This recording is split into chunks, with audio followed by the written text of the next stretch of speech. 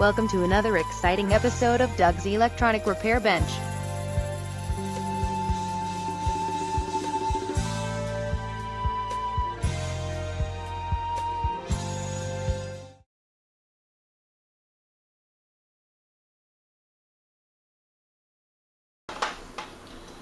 Well, I'd say good afternoon, YouTube. I am back here with you. This is the Zenith radio, the one we have been seeing for a while now. One that does work on FM now. The one that's just in need of a tune-up, I guess, now is basically what I'd say. What I'm going to do today is to remove this switch right here, which is the AM/FM switch. I noticed if I make any kind of boom on the desk or anything like that, the FM will fade out a little bit and the volume goes down lower, and then I can hit it again, it comes back. So obviously this switch is not making great contact. It is making contact, but I think it could be improved quite a bit. So I think that's what I'm going to do, and while I've got my soldering iron heating up, get this out of the way.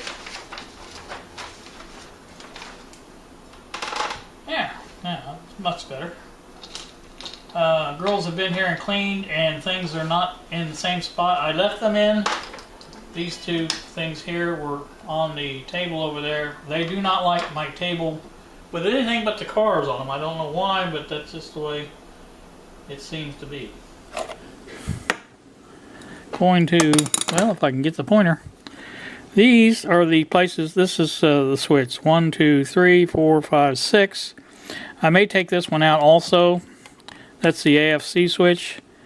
But I definitely want to take this one out, and I'm going to really take it apart and clean it really good. A lot of people will spray those.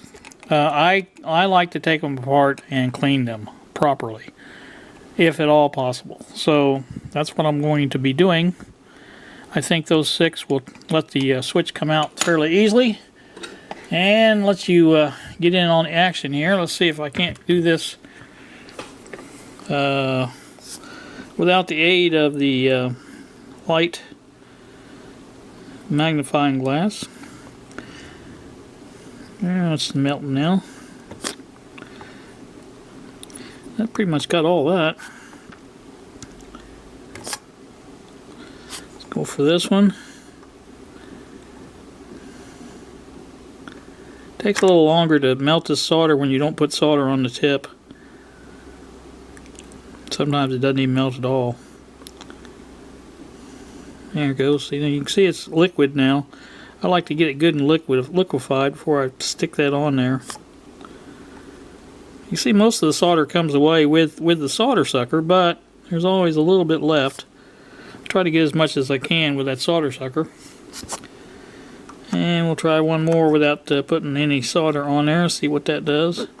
You would think me putting solder on it this way would be putting solder on it, but I guess it doesn't stay on the tip. I don't know, for anybody that's interested, I have this soldering iron turned up to around 9, I believe, on the dial. That seems to be the best spot for me. I like a hot iron to where it gets in there and gets things melted. See, now that is not working so hot. Let's go ahead and get this back row here, if I can. I'll go ahead and clean my tip off a little bit more.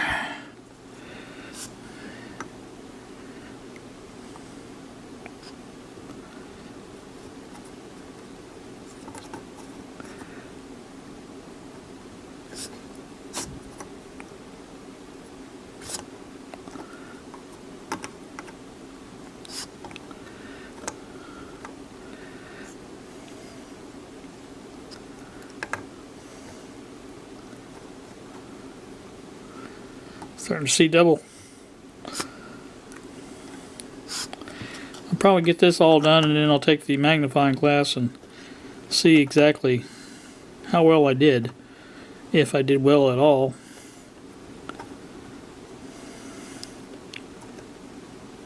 Not a lot of solder on there, to tell you the truth.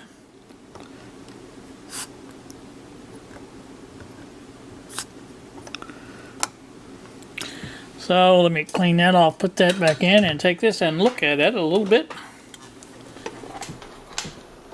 Turn this out of my way real quick.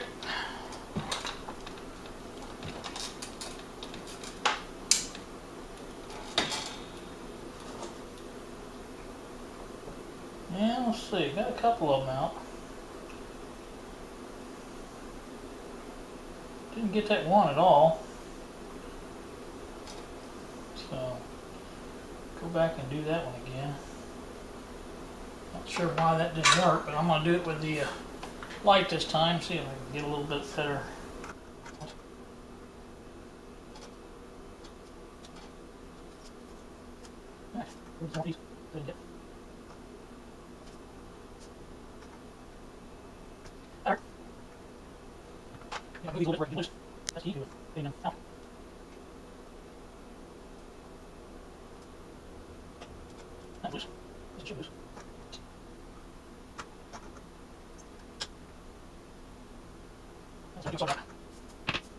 Yeah, I've got to clean this off first. Always something.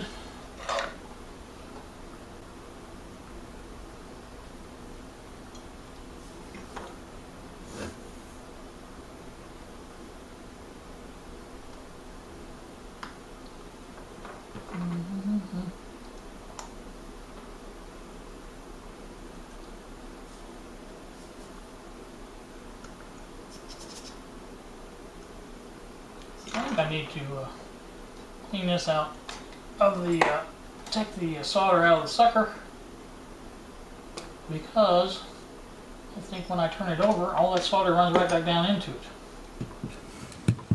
You can see there's quite a few things in there. I think you can see it on that camera right there. So that's not good to have that in there, and we don't like to have it in there. So let's go this route. Back to this.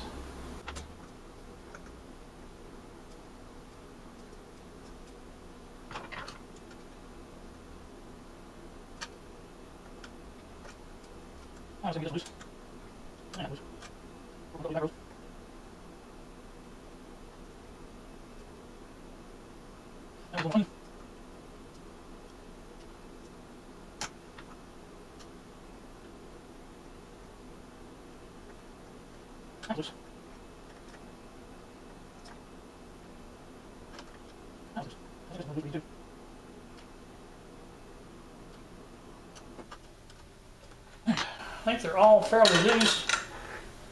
That doesn't mean they're going to fall out.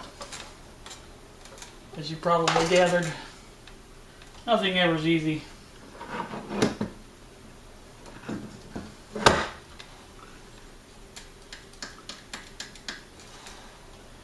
Give you a close-up of this. See, it's wiggling.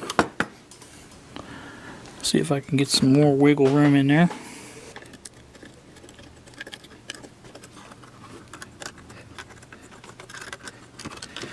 This is going to be kind of difficult to do. The position of the switch is in. You can see the back side of that now.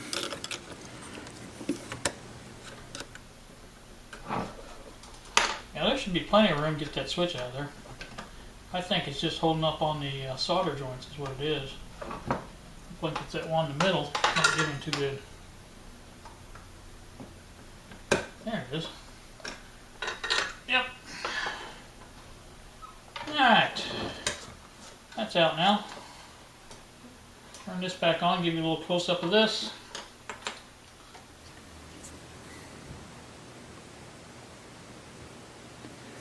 Alright, there you can see it now. There's that side of it.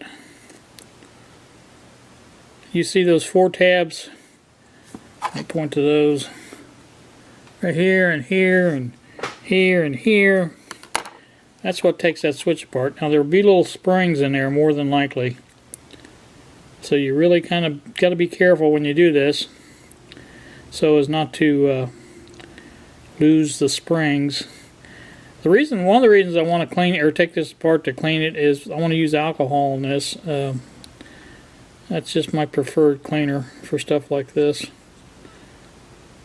So I've got the deoxit, but it's expensive. I hate to waste it, so I think I will be trying to use the alcohol on this. So,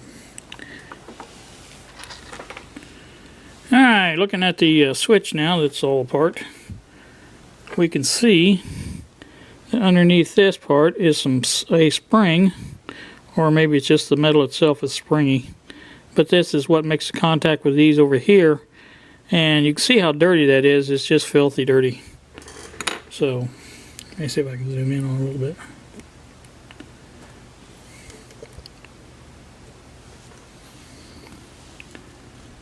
So these don't look too bad. These are in pretty good shape, but this section over here is in really bad shape. So we're going to clean that up best we can and see if we can get it back together. And at the same time, I'm going to straighten these tabs out to where I can put that down and then squeeze them down and have it hold the switch in properly like it should.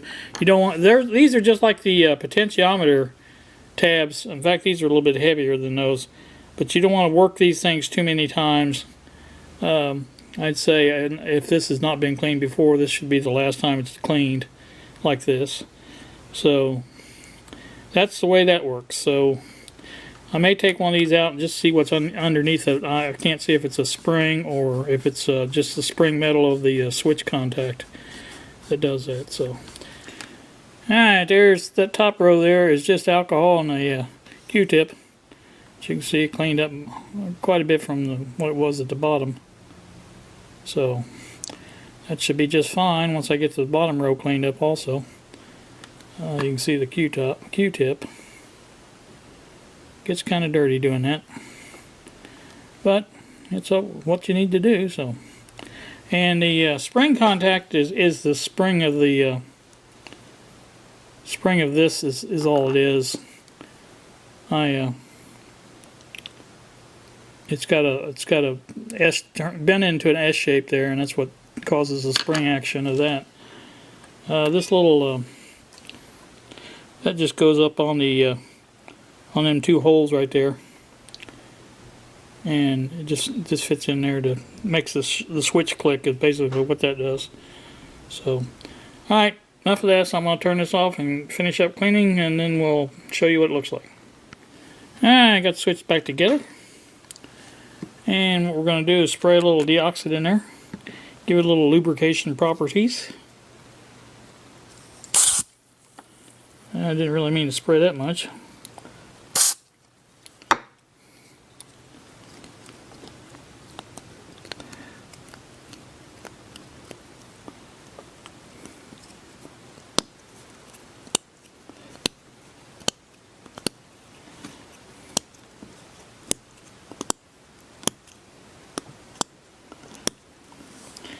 I think we have it pretty good. It's a little tight. That's okay.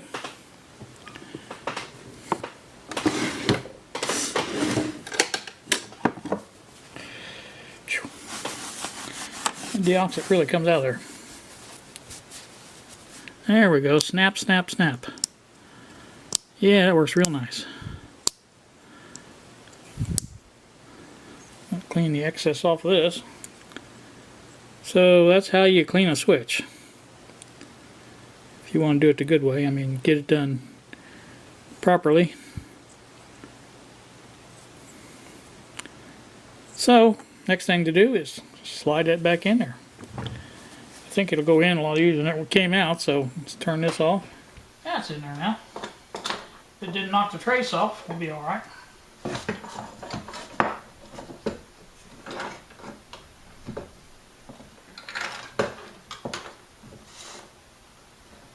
Yeah, I don't think it did. So we got a hot soldering iron here. Yep, got the hot soldering iron. Got the solder.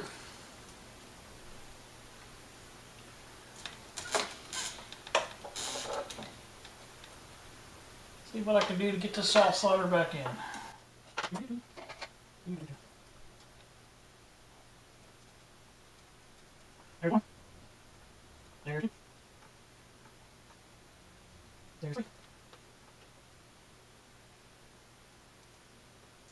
There's 4. There's 5. And 6.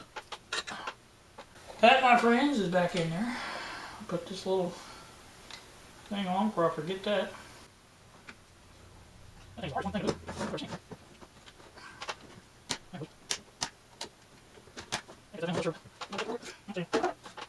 Alright, let's see what we got. See what we got. Do, do, do, do.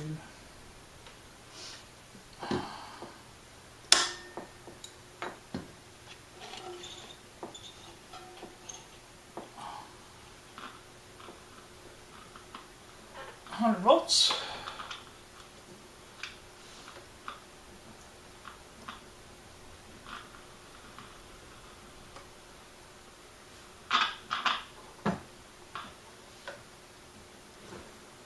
Looks like we still got the same problem. I think it's a bad switch.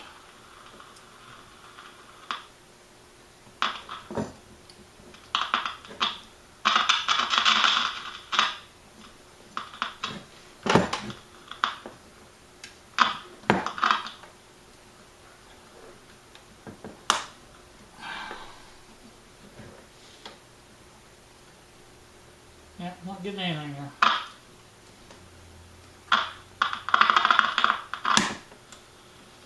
There's AM.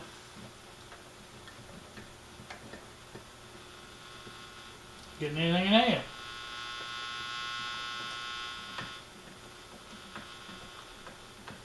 I'm going to go out on limb and say that went back together wrong.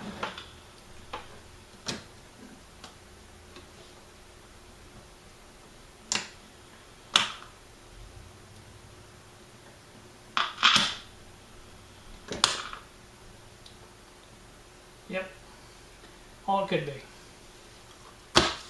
Alright, well, pretty much know what that's got to be done now. Take that apart, either find a different switch for it or try to repair that one again.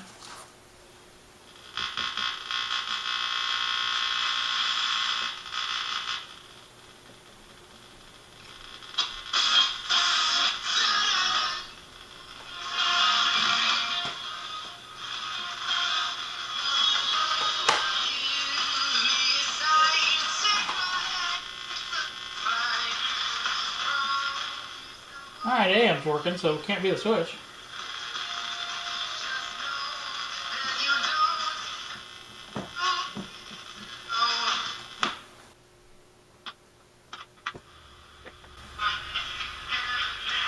There we go.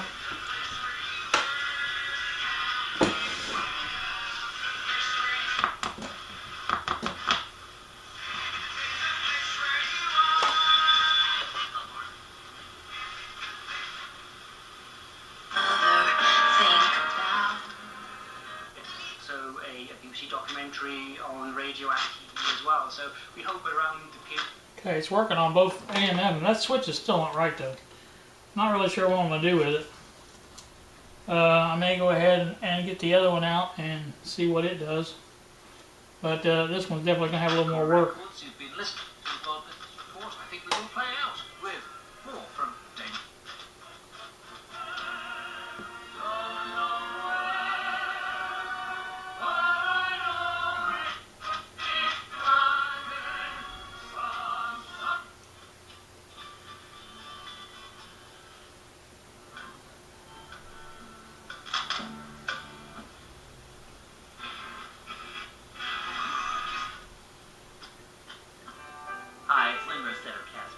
Join me at the splendid table, a culinary call-in program. Not a cooking show, but a program about the love of food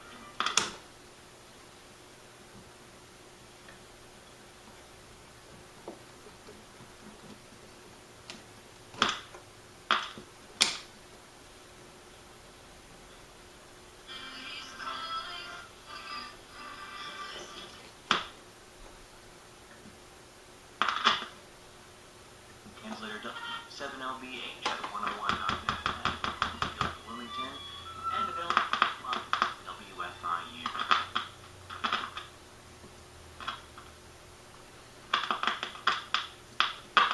Definitely a switch.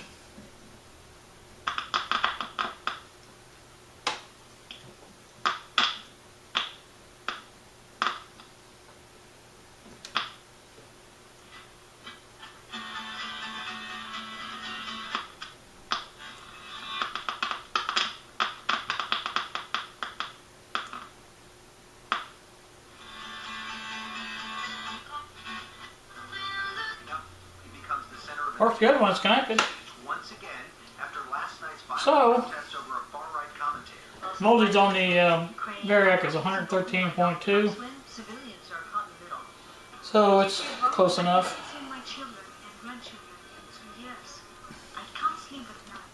I have to hide in the basement and prepare them. And Supreme Court nominees have caused a lot of drama throughout history, from the 1804 impeachment of Justice Chase to the block nomination of Robert Bork in 1987. It's not so much that Bork was not suited in terms of his training. I don't think it's going to be easy to find another switch like that. And that's what's so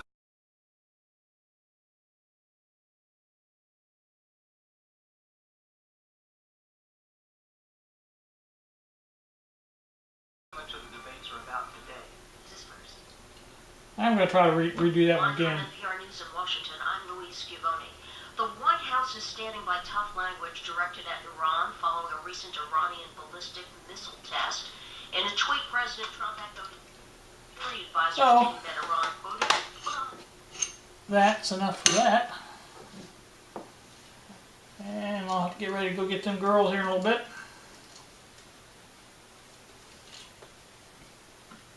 So, that's it for now. You guys have a great day. Thanks so much for watching. See ya.